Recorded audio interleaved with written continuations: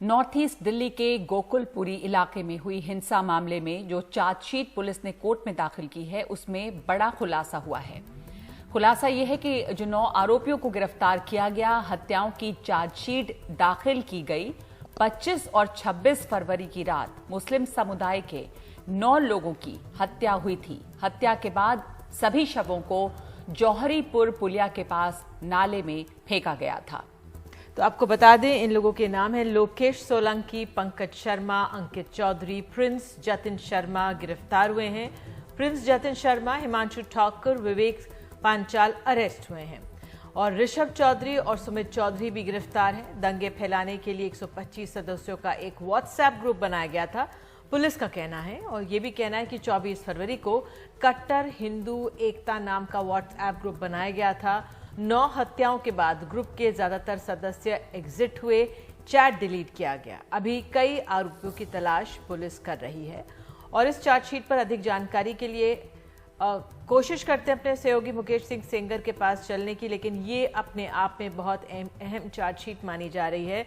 जब से दिल्ली दंगे पर दिल्ली पुलिस की चार्जशीट आई है, कई पे सवाल भी उठे हैं, लेकिन अपने आप में जो ये चार्जशीट है ये एक तरह से एक नया आयाम देती है पुलिस की तहकीकात को। पुलिस के रवैये पर भी सवाल उठ रहे थे, लेकिन आज जो ये चार्जशीट हमारे सामने आई है इसमें जो तमाम जानकारियां सामने आ रही हैं, तो पुलिस का जो जांच का प्रक्रिया का एक रूप सामने आया है जो वाकई में ये साफ दिखाता है कि ये पहलू भी था और इस पहलू की ओर लोग ध्यान खींचना चाह रहे थे और वो इस चार्जशीट में दिख रहा है। 9 आरोपियों को गिरफ्तार किया गया है इसमें, और इसमें हत्या के बाद 9 लोगों की हत्या हुई थी 25 से और 26 फरवरी की रात में, और 9 लोगों की हत्या करने के बाद इनके शवों को जौहरीपुर पुलिया के पास नाले में फेंक दिया गया था। लोगों के नाम भी सामने आ गए और एक किस तरह से एक संगठन बना व्हाट्सएप ग्रुप में और किस तरह से वो बाद में चैट्स डिलीट की गई। कोशिश करते हैं मुकेश अगर हमारे साथ फोन पर ही जुड़ जाएं, तो शायद हमें फोन पे भी वो नहीं मिल पा रहे हैं, लेकिन नगमा अपने आप में ये बहुत अहम है जो ये चार्जशीट। बहुत बड़ी बात ये है कि तमाम नाम सामने आ गए हैं। 9 आरोपियों को इसमें गिरफ्तार किया गया। 3 हत्याओं की चार्जशीट दायर हुई है। 3 हत्याओं की इसमें अभी चार्जशीट दाखिल हुई है और ये तस्वीरें आप देख रहे हैं उस हिंसा की जो गोकुलपुरी में, दिल्ली के गोकुलपुरी में हिंसा हुई थी। ये 24-25 फरवरी की घटना है। ये 25 फरवरी 2020 की सुबह की तस्वीरें हैं और यहाँ पर पूरा ये अब सामने आ रहा है कि सुनियोजित तरीके से ये एक व्हाट्सएप ग्रुप बना, उसके ऊपर खबर फैलाई गई, लोगों की हत्या हुई और उसके बाद जब इन दंगों के बाद जब 9 लोगों की हत्या इसमें हुई थी, उसके बाद चैट ग्रुप जो है वो डिलीट किया गया और अब इसमें तमाम लोगों के नाम सामने आए हैं। मुकेश सिंह सेंगर हमारे साथ जुड़ रहे हैं। अब मुकेश, ये एक बड़ी बात सामने आई है कि ये ग्रुप का नाम, इसमें से जो लोग जुड़े हुए थे, इन तमाम लोगों का नाम सामने आया है और सामने आ रहा है कि किस तरह से पूरा प्लान करके यहाँ पे हिंसा हुई है।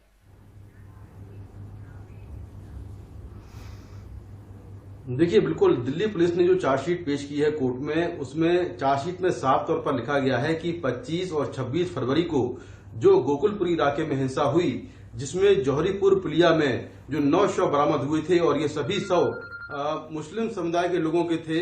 ये इसमें जांच हुई तो मालूम चला कि 24 फरवरी की रात में ही एक ग्रुप बनाया गया था। इस ग्रुप का नाम था कट्टर हिंदू एकता, इस तरह से इसका नाम था कट्टर हिंदू एकता। और इस ग्रुप में एक जो मुख्य आरोपी है लोकेश सोलंकी जिसका नाम है, उसने तमाम ग्रुप में मैसेज किए थे और उसने कहा था कि हम लोग तैयार हैं, अगर कोई दिक्कत हो बताना, हमारे पास गोला बारूद है, हमारे पास हथियार है। फिर उसने रात में दोबारा मैसेज किया कि हमने एक विशेष समुदाय के 2 लोगों को पुलिया पर मार दिया है और उनको नाले में फेंक दिया है। ये सारे मैसेज एक व्हाट्सएप ग्रुप बनाया गया था, उसमें किए गए थे। इस व्हाट्सएप ग्रुप में 125 मेंबर थे और 125 मेंबर जो जुड़े थे, इनमें से अधिकतर मेंबर 25-26 की वारदात के बाद उसके बाद इस ग्रुप को एग्जिट कर गए। लेकिन पुलिस ने जांच की तो पाया कि जो तमाम आरोपी हैं उन्होंने जो चैट का डेटा है वो अपने ग्रुप से डिलीट कर दिया था और बाद में पुलिस ने वो पूरा डेटा फॉरेंसिक एक्सपर्ट की मदद से उसको रिकवर कर लिया और ये पाया कि जो ग्रुप का मेन इसमें जो आरोपी है जिसने ये ग्रुप क्रिएट किया था वो अभी फरार चल रहा है। दरअसल ये जो नंबर है, मोबाइल नंबर जिसके जरिए ये ग्रुप बनाया गया था, ये नंबर एक महिला के नाम है, लेकिन उस नंबर को महिला का बेटा प्रयोग कर रहा था और उसका बेटा जो फरार चल रहा है। लेकिन ग्रुप का सबसे एक्टिव मेंबर लोकेश सोलंकी था। पुलिस ने लोकेश से पूछताछ के बाद कुल अभी तक 9 लोगों को गिरफ्तार किया है। ये सभी 9 लोग हिंदू कट्टर एकता ग्रुप के मेंबर थे और लगातार आरोप यह है कि इन लोगों ने एक के बाद एक 25 और 26 फरवरी की रात गोकुलपुरी इलाके में 9 हत्याओं को अंजाम दिया और एक विशेष धर्म के लोगों को टारगेट करके मारा गया और मारने से पहले उनसे कहा गया कि वो जय श्री राम के नारे लगाएं। उसके बाद उनको मारा गया और मारकर नारे में इस चार्जशीट से ये भी बात साफ हो जाती है कि जो पुलिस की जांच पे सिर्फ एक रुख सामने रखने की बात हो रही थी, लेकिन इस चार्जशीट से ये भी दिखता है कि पुलिस ने जो दूसरा पहलू था, जो पुलिस पे सवाल भी उठा रहा था, वो साफ हो गए हैं कि जांच में वो भी नाम उन्होंने सामने रखे हैं।